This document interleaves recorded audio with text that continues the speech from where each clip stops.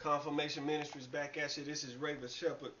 I didn't have time to deal with verses 3 through 24 because it was so long and the time is so limited. I do want to make some comments about them before we get to the creation of man. God was preparing. Remember I said earlier that Genesis is about the land and the blessing. In Genesis chapter 1, God is preparing the land. Its goal is man. God is making, that's why God created man last. He prepared everything.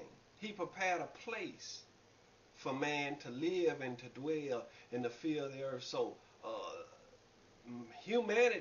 humankind is the goal of creation.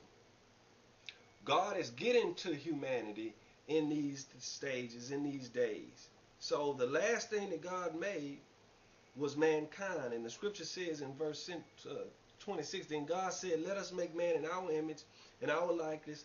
Let them rule over the fish of the sea, and the birds of the air, over the livestock, over all the earth, over all the creatures that move along the ground.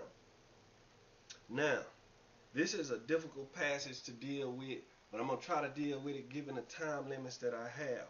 The scripture says that God said, let us make man in our image, in our likeness. Many have taken that to mean or to show that a Trinitarian theology is even here in Genesis.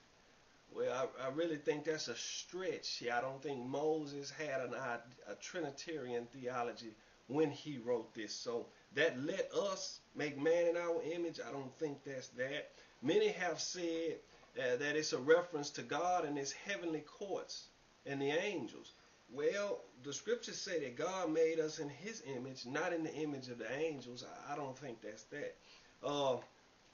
John Selheim, in his book, he states it is an expression of deliberation on God's part as he sets out to create humanity. I think that's more correct. I think that's an idea. God expresses a deliberate action to make man in his image. So we get here and we understand that God is creating man in his image. And I want to show you what he juxtaposes this from these scriptures. In verse 25 we read, God made the wild animals according to their kind.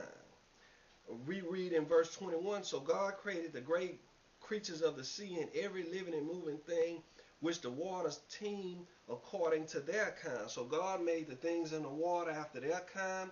God makes the things on the land after its kind. Here in scripture we find God making humanity after himself. Now the word image in the Hebrew, it means idol. God, in fact, when he creates humanity, he makes himself an idol, an image, a reflection of himself. Now, I'm not saying that to say that God worships humanity. No. We are the image of God. And isn't it ironic that we, being his image, we make idols? You know, God has made us in his image, his reflection, and therefore we should not make any images of God. We should not make any images of anything else. We should worship the true and living God, the God of Abraham, the God of Isaac, the God of Jacob. Confirmation Ministries, this is Raven Shepherd, screaming the Father.